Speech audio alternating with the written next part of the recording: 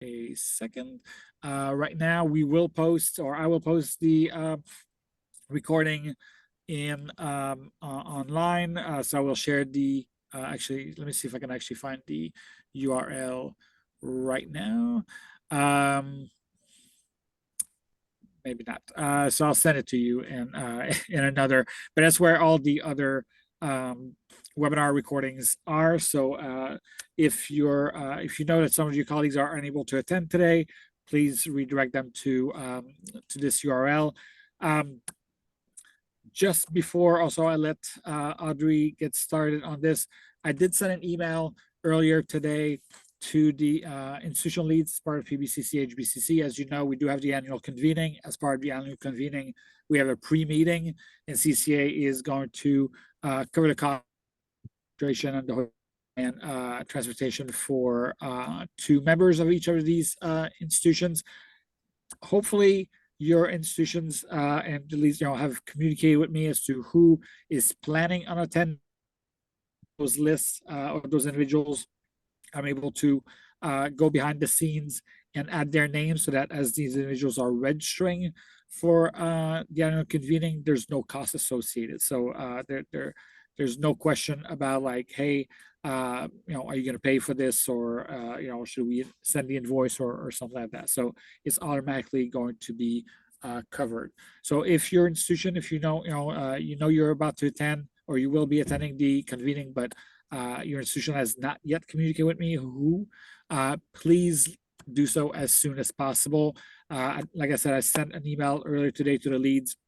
Say if you have done so, please go ahead and register. We'll take care of the hotel on our end. So start talking to the folks at your institution. Like I said, we will be covering the cost of at least 2 individuals. That does not mean that other folks at your institution are not invited. If anything, please, the more represented, because the pre-meetings is not going to limit it to only the 2 individuals by institution. So the more the merrier, the more opportunity we have to connect face to face, network, and obviously share our stories, share the great work that you're doing among each other. That's kind of part of the goal of the pre-meeting.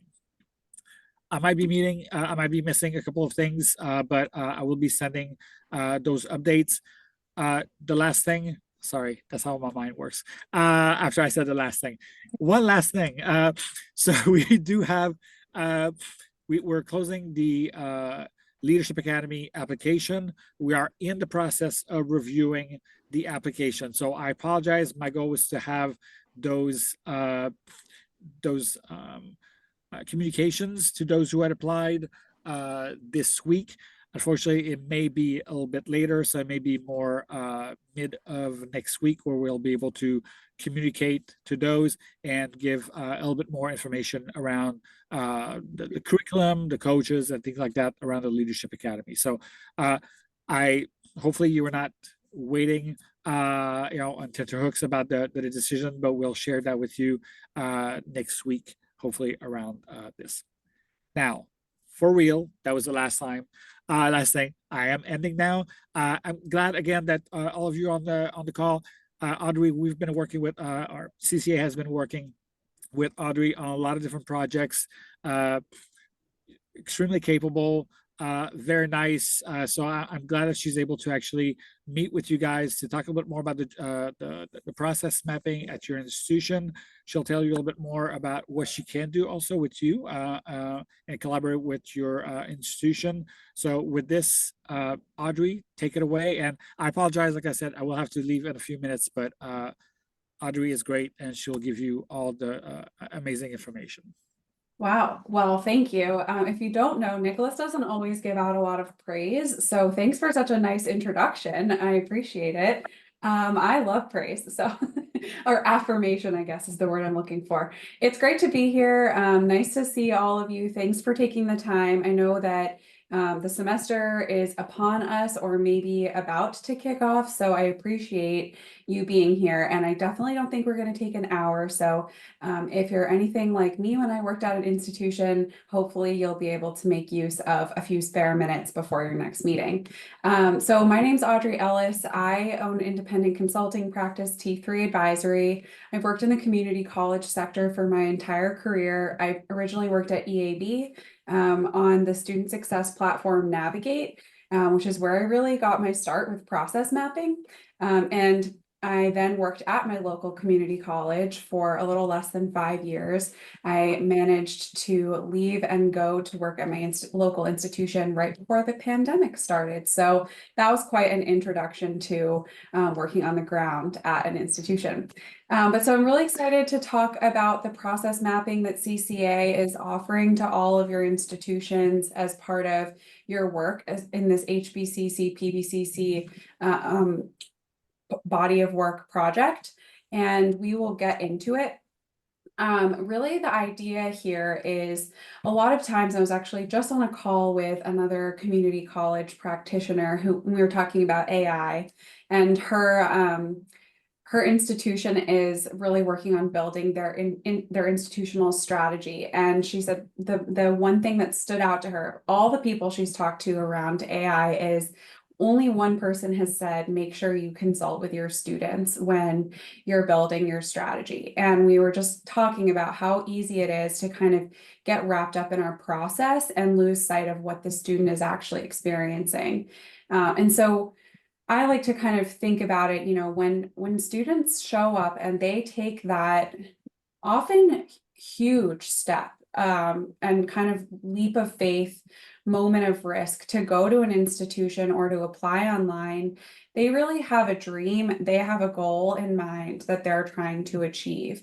But actually getting to that campus and starting the process of navigating the bureaucracy and the steps of enrollment can be really daunting.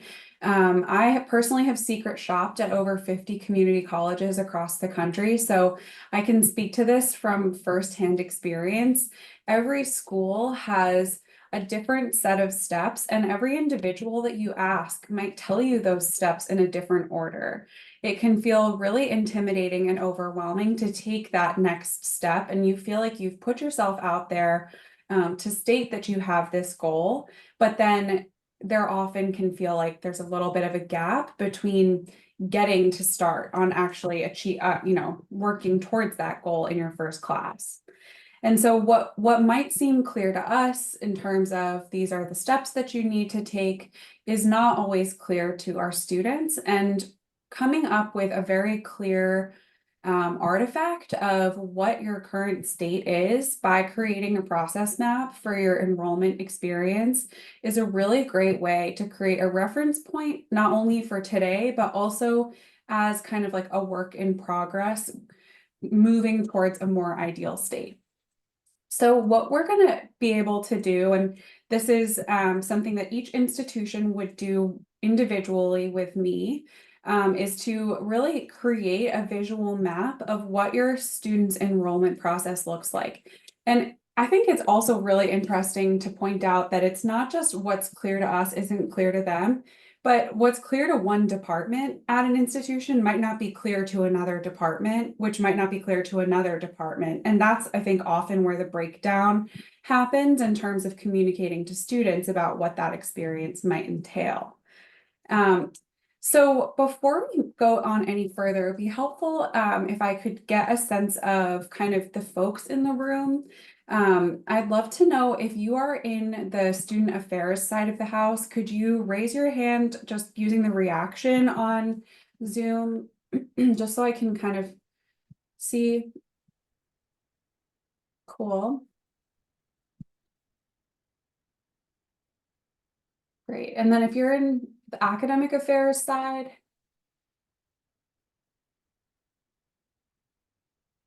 Okay. Good. So that's great to see that there's a mix, and definitely helpful. Thank you for kind of entertaining me there. And if you also wouldn't mind putting your name and your title and your institution in the chat. Some of you got started with that, but I'd love to be able to kind of have that to look back at and see who is here and get a better sense of the kind of stakeholders on the call. That would be awesome. So, like I mentioned, I've secret shopped at a lot of community colleges across the country, and that has really involved going to an institution, going undercover, and trying to understand, if I show up on a random Tuesday in the summer and apply, how far in the student experience can I get in terms of getting to the first day of class? What we can do with process mapping is simulate that type of exercise by bringing in all of the kind of different experts from your institution that might work with a student to create a visual document to illustrate what that process actually would look like. And we can also capture like a different, we can capture much more than one secret shopper could actually, in theory, help us understand. So what you can see here is just an example from a recent process mapping exercise that I did with a four-year institution, where we basically create this spaghetti map. So we'd like to map out from point A being expressed interest and potentially filled out an application to day one of classes. What are all the steps the students need to take and in what order?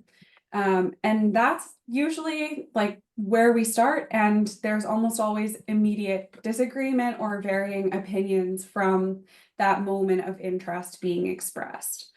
And so what you can see here is we create this kind of daunting map, but this allows us to get a better sense of where all of the different data points, like where are we gathering really important information about our students that perhaps we're not all aware of, and where might it become really confusing for a student to kind of get caught in that swirling student experience.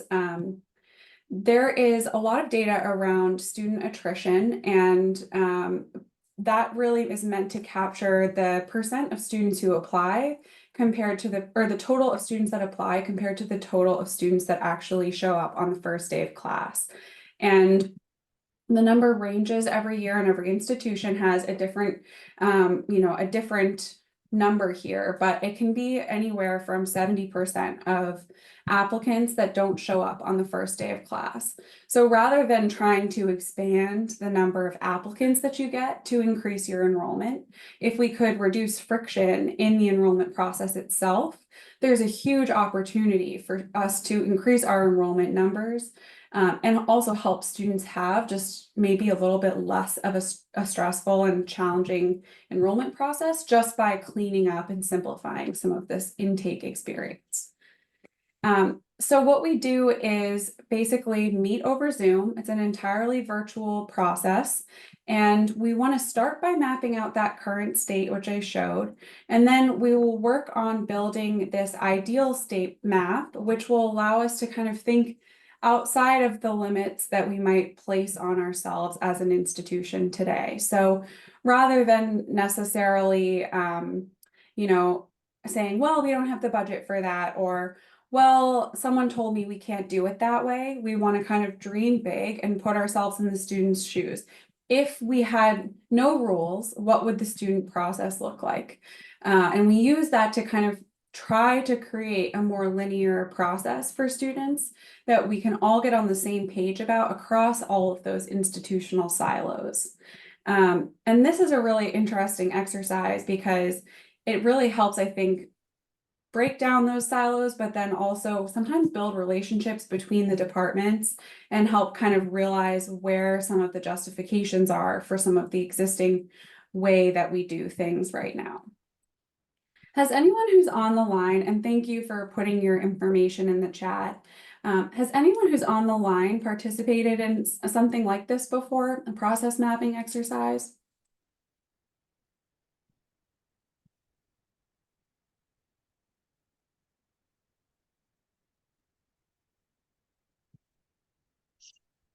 Right. If I'd love to hear if you wouldn't mind sharing, I don't mean to put you on the spot, but I'd love to hear what that experience was like for you all, and if you, you know, took any particular lessons away from that process mapping at your institution, Stephanie. Well, I realized there was a lot more in depth than we realized. We were trying to do a map of student communications focus specifically to see where there were holes and where we were duplicating things. And we realized there were a lot of people doing things independently, and there was not a lot of consistency. And it took a lot longer to try to make a nice, neat picture than we had anticipated. Totally. Yeah, communication is another great kind of target for doing process mapping exercises. Really, you can apply the same kind of technique to so many different parts of the student experience, but given that we are thinking about kind of purpose and student success, and knowing that community colleges are often looking to increase their enrollment, it's really, I think, a great way to start, because it is the student's first impression of your institution, and it doesn't require you to kind of invent new applicants or invent new student populations that you're going to target. It allows you to hopefully just create a better experience for your applicants that you're already bringing in somehow already. And I really like to use this as, like I said, an artifact. So something that, like, when I say ideal state and I say there are no rules, the expectation is not that then you're going to give the ideal state to your president and say, like, figure out how to make this happen. It's that we're going to have maybe a working goal and figure out how we can chip away at the spaghetti map and moving it towards that ideal state as we continue to kind of make decisions going forward. And it gives you a way to center those decisions in kind of like a communally developed piece of like reference material, really, where a lot of times decisions in these moments can be made based on anecdotes. In this case, it is kind of like a crowdsourced resource that really shows the complexities, the holes, the confusing moments in the student journey. So what CCA has asked me to do is to offer these one-on-one sessions for each institution.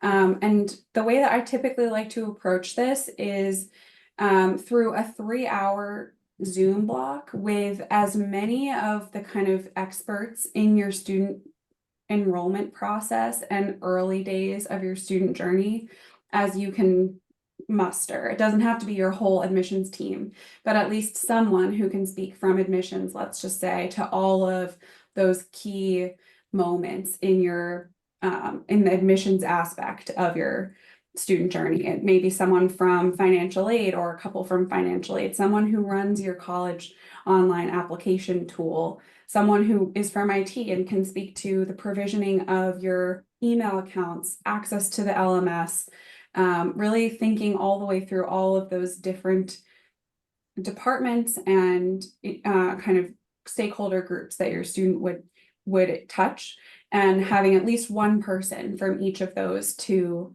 speak to what that process looks like.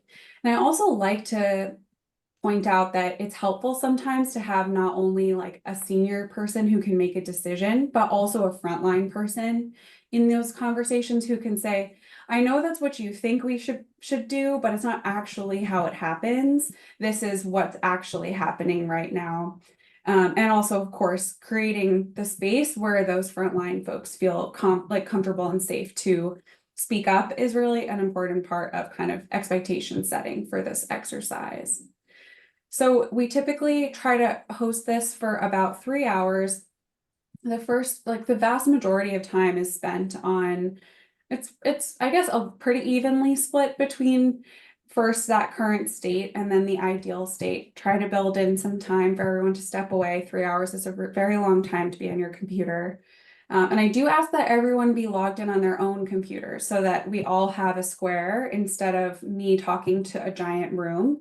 It makes it a lot easier for me to make sure that everyone's participating and I'm not missing, like financial aid hasn't spoken for the entire day, for example. I will drive on a Miro board, which everyone will be able to log into and access as well while we're doing it, so they could add comments during the process. And this is something that we want to kick off in the fall. So really, I have a link that I'll be available to, that I will share with you all to start trying to schedule these, depending on your schedule and availability, and obviously mine. But you'll be able to get I'll put together a report for you that kind of covers any major pain points that we discovered. It will include, of course, the artifacts themselves, and then really just an overview of possible opportunities to improve the student experience as you're moving forward. It could be things like consider collecting more data at this point in the student process, or this department says that they gather all this data, but no one uses it. Consider not collecting it anymore if it's not being used, or figure out a way to use it, for example. So that's a little bit about what the process looks like. And what's helpful for me is to start by having a one-on-one, like 30-minute to an hour chat with each institution to understand, like, I'm looking at all of your faces, but I don't know each of your institutions right now. And it is helpful for me to come in as like a totally external person who doesn't know a lot about your process, because I can ask questions that someone who works at your institution might feel silly for asking. But it's still helpful to know, like, have you had a major change recently? Did you just switch your SIS system? Are you about to redo your strategic plan? Like big questions like that. It's great for us to kind of chat first. Like, what is your actual goal for doing process mapping? I can tell you why I think it's good, but I'd want to know from you why you want to do it. And so I have a short worksheet for you all to basically review the questions, think about who you would want to have attend this process mapping exercise, and then schedule that call with me. And then on that call, we can pick a date based on kind of your schedule and what you all think makes the most sense. So that is, like I said, the vast majority of this webinar is meant to just give you this information and hopefully get you excited about doing this exercise. I'd love to hear if folks have questions, what kinds of things that I can answer for you. If there's anything in particular that you want to dig into, I'm more than happy to do that now. But otherwise, the next steps are to fill out that worksheet and schedule the one-on-one with me so that we can get some time on the books for your institution to do the process mapping. So I'd love to hear if there are questions, thoughts, anything that's kind of coming to mind for you all.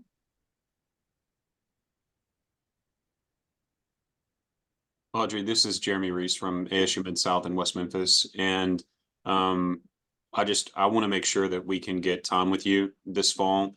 Sure. So we're going to revisit the mission statement for our division in student affairs, going to look at our definition of student success. Great. We're updating our strategic enrollment management plan because it cycles out this year. So this seems like perfect timing. Good. So I've got a lot of good folks on this call from my team who I know will be participating in this project that you've described. But I'm just excited about the opportunity. So I appreciate you making time. Awesome.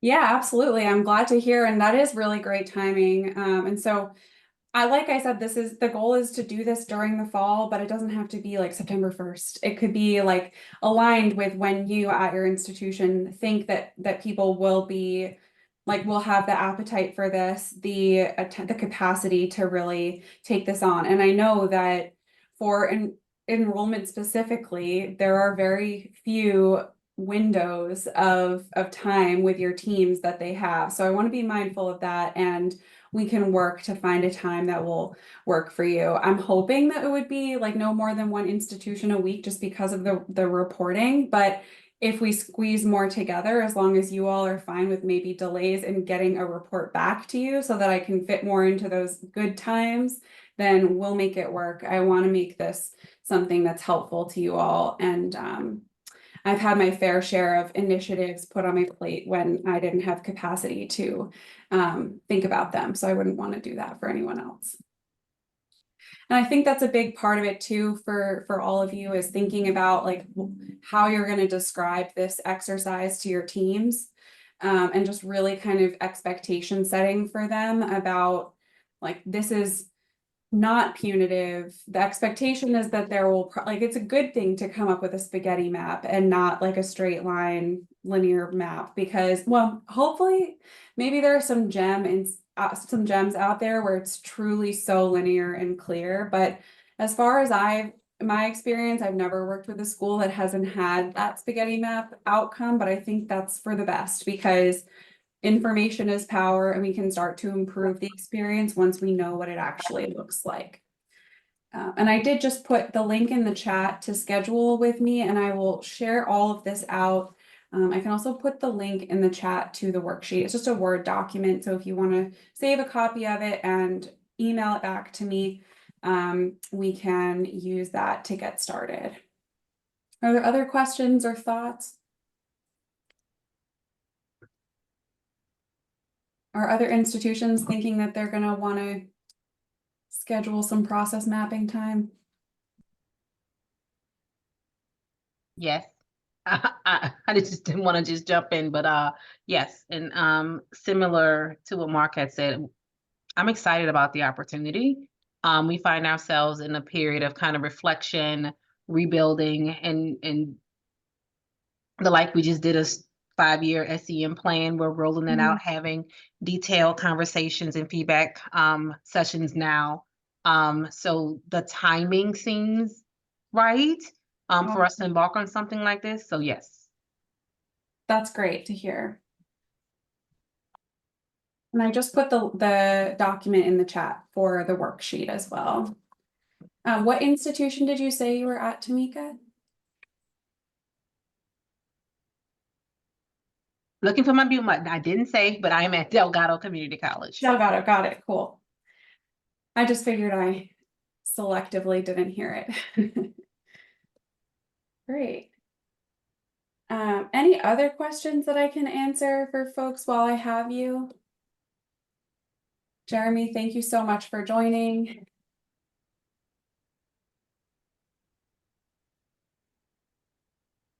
All right, well, I could not be happier to give you all 30 minutes back in your day in August. So I hope that you are able to maybe take a break or tackle your to-do lists. Thank you so much for joining. I will work with Nicholas to make sure you all have the links and everything. My email, I'll just put it in the chat. It's just audrey@t3advisory.com. If you have any questions, feel free to email me. Otherwise, I look forward to working with many of you, and I hope that you have a great August. Thank you so much for taking the time. Thanks, everyone. Yeah. Thank you.